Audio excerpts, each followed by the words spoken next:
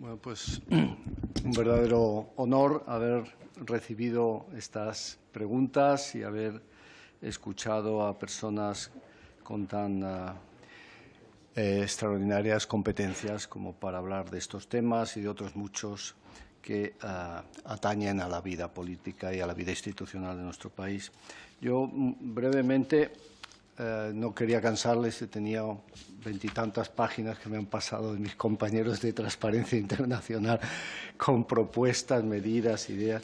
Me he querido centrar en lo general y voy a intentar seguir esa trayectoria. En primer lugar, con respecto a las preguntas del diputado Cámara y profesor también, sobre la sensibilización. Yo creo que la ley, a mí no me gustan las leyes manifiesto, porque al final no sirven para mucho, pero sí es cierto que introducir alguna reflexión y alguna idea de que sería positivo que se introdujeran enseñanzas en la educación primaria y en la secundaria sobre cómo prevenir y luchar contra la corrupción y, desde luego, cómo tener un comportamiento cívico en nuestro país sería positivo. Obviamente, después, las normas educativas deberían incorporarlo y deberíamos tener enseñanzas en ese sentido, porque está claro que uno de los problemas fundamentales cuando se analiza la corrupción en un país tiene que ver con el desarrollo moral de los ciudadanos de ese país. A mayor desarrollo moral, menos corrupción, eso es evidente. Y el desarrollo moral se consigue con formación y con ejemplo. Ejemplo cívico, ejemplo de los padres, ejemplo de nuestros representantes, pero también, desde luego, con formación desde edades tempranas, ¿no? Formación en ética, formación en valores. Entonces, yo creo que no sería malo y podría hacerse sin necesidad de que la ley se convirtiera en un manifiesto. Es evidente que con respecto a los alertadores sería bueno reducir los requisitos, ¿verdad?, que se establecen para poder establecer la denuncia, sin que ello pueda entenderse como una puerta abierta a las denuncias por mala fe, ¿no? Yo creo que las dos cosas podrían combinarse, ¿no? Establecer que la denuncia debe hacerse con buena fe, que en caso de que no se haga con buena fe, pues podrían establecerse mecanismos adecuados de sanción sin pasarse, porque si no desincentivas totalmente la actuación de apoyo a la lucha contra la corrupción que hacen los alertadores. Pero sí es posible reducir los requisitos, hacerlos un poco más flexibles, podría ser positivo, ¿no? Yo creo que no hay que desincentivar las denuncias y, desde luego, tampoco incentivar las denuncias de mala fe. Y esto es un equilibrio que en algunas normas internacionales se consigue, ¿no? Precisamente incorporando el requisito de la buena fe y estableciendo unas vías más amplias para la denuncia. Con respecto a la anonimidad, no lo he querido tratar, pero es cierto que a mí una de las razones que me impulsaron en su momento a aceptar la anonimidad es la práctica de la OLAF en Europa. La OLAF admite denuncias anónimas y entonces, simple y llanamente, la denuncia llega y tiene que probarse en lo fundamental para que se abra la investigación correspondiente. En nuestro país es cierto que todavía hay mucho miedo a denunciar. Yo creo que uno de los, ya hablando de estudios más cuantitativos, a mí me sorprende el número de condenas por corrupción en España, aunque ha incrementado mucho, y ahora hablaré de la pregunta que usted me ha hecho. Se ha incrementado, pero todavía no es tan alto como uno podría esperarse, considerando países semejantes, países cercanos. Y la razón podría ser que la detección de corrupción no es muy alta. Se nos escapan vivos muchos todavía. Y esto tiene que ver con que no se denuncie. Y no se denuncia porque hay miedo y porque las consecuencias suelen ser muy duras para los que denuncian. Y creo que en esta materia hay estudios ya muy relevantes, documentales, etc. Yo creo que, en consecuencia, también, no lo he dicho antes, pero tal vez sería bueno que cuando se habla de denuncias, no solo se hable de denuncias de corrupción, Yo creo que la denuncia puede ser de corrupción, de fraude o de despilfarro, porque uno de los problemas más importantes que ha tenido este país ha sido el despilfarro, cómo se ha tirado dinero público, muchas veces sin corrupción detrás. Y el despilfarro luego da origen a la corrupción. Muchas veces se tira el dinero, claramente, y alguien puede estar viendo que esta decisión no tiene ni pies ni cabeza desde una perspectiva de eficiencia económica, que además no tiene ni pies ni cabeza desde la perspectiva de la mejora de los servicios públicos, y podría introducirse que la denuncia incorpore la posibilidad de denunciar no solo casos de corrupción, sino también de fraude y despilfarro. Yo creo que la revelación de secretos efectivamente es un tema que podría resolverse en la propia norma. Al establecerse un órgano con las características que se quieren dar a este órgano, el hecho de ir a este órgano no implica revelar secretos, porque todo tiene que ser confidencial, supongo, dentro de ese órgano. Otra cosa es que uno vaya directamente a la prensa, cuyo caso sí se abre un riesgo. Pero el órgano, probablemente un órgano de este tipo, esté dirigido, presidido por juristas de categoría, y que seguramente garantizarán que todas las condiciones de protección al denunciante y de protección también a los intereses generales se garantizan.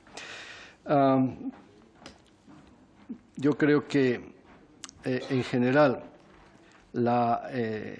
el órgano de lucha contra la corrupción o de prevención de la corrupción perfectamente puede incorporar la actividad de protección del derecho al acceso, de promoción de la transparencia y también de gestión del lobby, de gestión del registro de lobistas y de los requisitos establecidos en la norma. Creo que con eso se ahorra dinero y se puede establecer un gran órgano, un único órgano, parecido al italiano, que es un órgano muy de prevención, no de sanción y de investigación, pero que recoge todas estas actividades. Con respecto a las preguntas del diputado Rejón, pues efectivamente yo creo que la clave es que los alertadores sean protegidos tanto en el sector público como en el sector privado. Pero eso me lleva a que tal vez esta norma podría intentar ya también, sin pretender hacerla inabarcable, regular la actividad de regular o recoger las obligaciones de compliance de las empresas, incorporar de alguna forma la normativa europea, que ya en este sentido nos viene a insistir en que las empresas deben tener toda una serie de compromisos y de disposiciones en materia de lucha contra la corrupción y de protección de la actividad ética, desde los códigos éticos a la protección de los denunciantes internos, etcétera. Y este sería un buen momento ya de incorporar esta norma. Es decir, que con la regulación del compliance, no solo desde la perspectiva penal, que de alguna forma ya todas las empresas se están moviendo para evitar caer en la responsabilidad criminal por delitos de corrupción, las empresas se están moviendo, pero yo creo que la norma podría ya establecer toda una serie de requisitos que ayudarían a que hubiera esa integralidad que se busca. Con respecto a los lobbies en general, es cierto que es muy difícil controlar eso que llamamos los poderes económicos, porque el sistema en general es un sistema abierto y nuestros sistemas abiertos pues son difíciles de controlar, sobre todo en un mundo de una economía globalizada, ¿no? Pero sí es cierto que hay algunos temas pendientes. Por ejemplo, yo creo que la ley debería incorporar la regulación de cómo se seleccionan los expertos para la elaboración de las normas por parte de los poderes públicos. ¿Cómo se seleccionan los expertos? Porque los expertos pueden estar sesgados y, en consecuencia, ya la norma nace sesgada. Creo que ese es un elemento importante. Hay algunos ejemplos ya en la propia normativa española en el ámbito sanitario y creo que podría incorporarse, ¿no? En fin, no sé, evitar las puertas giratorias en toda su dimensión. Algunos países establecen 3 años, algunos 5. Realmente la clave fundamental La clave fundamental está en que, por una parte, a través de la normativa de compliance, por otra parte, a través de la normativa de puertas giratorias y de control de los conflictos de interés, se puedan establecer sinergias. Aún así, siempre es discutible que alguien a los 6 años, si ha sido presidente del Gobierno, pues le quiera contratar todo el mundo, ¿no? Y eso es muy complicado, muy difícil de evitar, ¿no? Pero yo creo que algunos elementos de esto se pueden introducir. Y finalmente es cierto que los estudios sobre los efectos de la desigualdad, sobre todo de la alta desigualdad, porque la igualdad absoluta no existe y la igualdad económica absoluta pues tampoco, ¿no?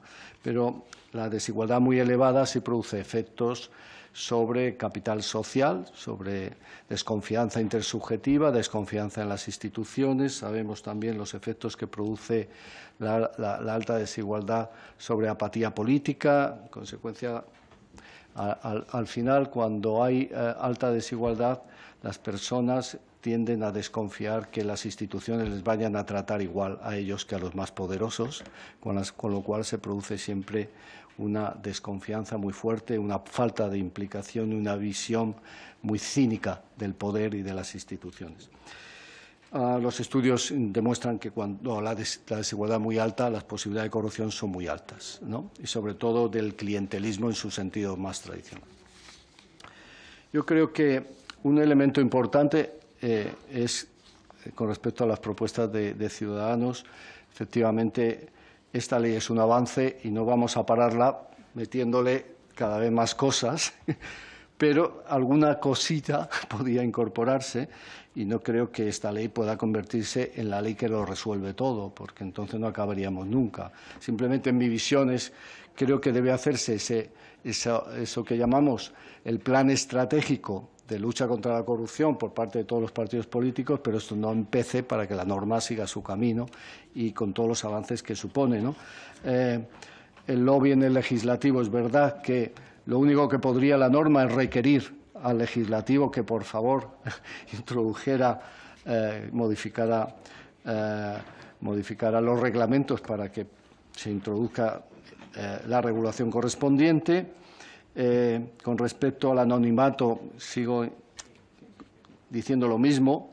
Es posible introducir la posibilidad de denuncias anónimas en este momento, pero sin lugar a dudas, esto requiere también que existan unos sistemas de control. Las denuncias anónimas tienen que someterse a unos filtros muy rigurosos para que puedan investigarse. Ya acabo con la intervención del representante del Grupo Popular, al que conozco también por sus actividades también en la lucha contra la corrupción y en la promoción de las reformas institucionales, aparte de su labor como secretario de Estado.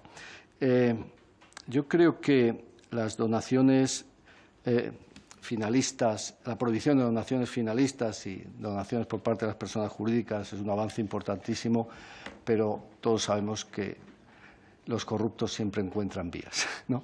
Y esto hace que, bueno, pues yo no te lo doy como persona jurídica, pero 50 personas te lo van a dar como persona física. Y eso existe ahí como posibilidad.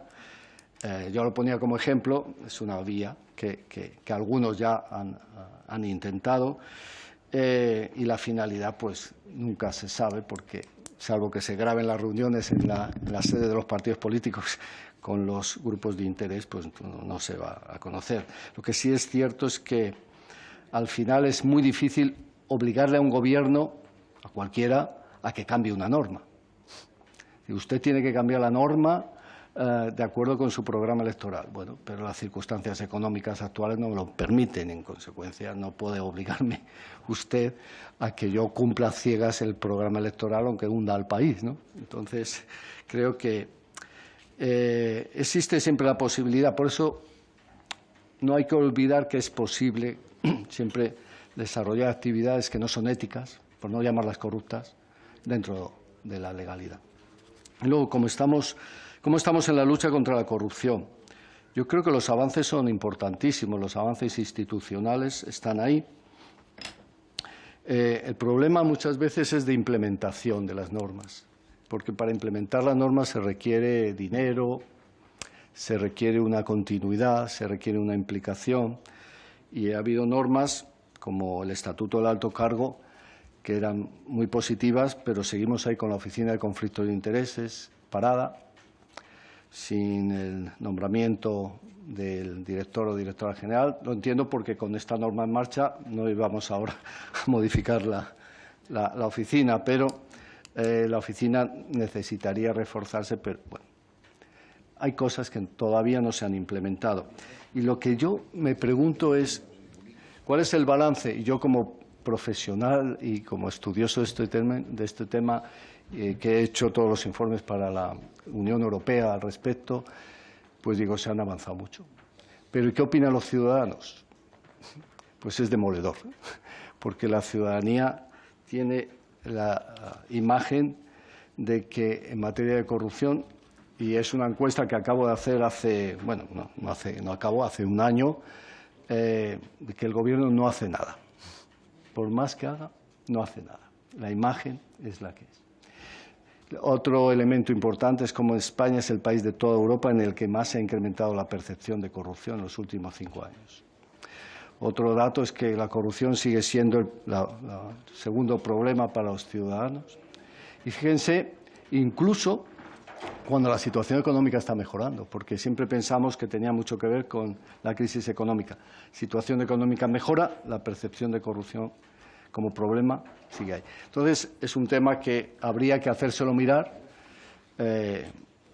y no tiene que ver tanto con las normas muchas veces, sino con actitudes, con discurso, con comunicación política, ¿no? Luego, finalmente, es evidente, yo creo que se necesita un órgano. Se necesita un órgano, pero no 20, y que hay que coordinar y que hay que coordinar este órgano, pues esencialmente con algunas instituciones clave, como el Tribunal de Cuentas, incluso internamente con la apuesta del Gobierno por reforzar las inspecciones de servicios, que a mí me parece algo muy interesante. Entonces, si se refuerzan las inspecciones de servicios, habrá que ver cómo se coordinan con este órgano. También habrá que ver cómo coordinamos este órgano con el Tribunal de Cuentas. Luego ya a nivel autonómico, cada autonomía es un mundo. Entonces hay tribunales de cuentas que tienen casi esta labor de lucha contra la corrupción, otros que no lo tienen, etcétera. Y yo creo que hay órganos de protección a los denunciantes. Yo, mi experiencia en Estados Unidos, en el tiempo que estuve modestamente trabajando en el Gobierno federal de los Estados Unidos, trabajando de visitante interino o como fuera aquello, sí me acuerdo que visité la Oficina de Consultas Especializadas, que es un órgano del Gobierno federal de los Estados Unidos que se dedica específicamente a proteger a los denunciantes. Es un órgano muy interesante y con todos los protocolos creo que podrían incorporarse no a la ley, sino al reglamento y a las prácticas que se realicen. Y luego ya lo último, que efectivamente las denuncias de mala fe es un problema, pero en este mundo de Internet y de nuevas tecnologías, la denuncia, las mentiras, la posverdad está ahí. Es dificilísimo ponerle puertas al campo. En este ámbito quizás sí es cierto que lo que necesitamos son otro tipo de normas, aparte de estas tan específicas como para proteger a los funcionarios honestos de denuncias inexactas. Y nada más, muchísimas gracias. Muchas gracias, don Manuel Villoria, por su intervención primera y por cómo ha contestado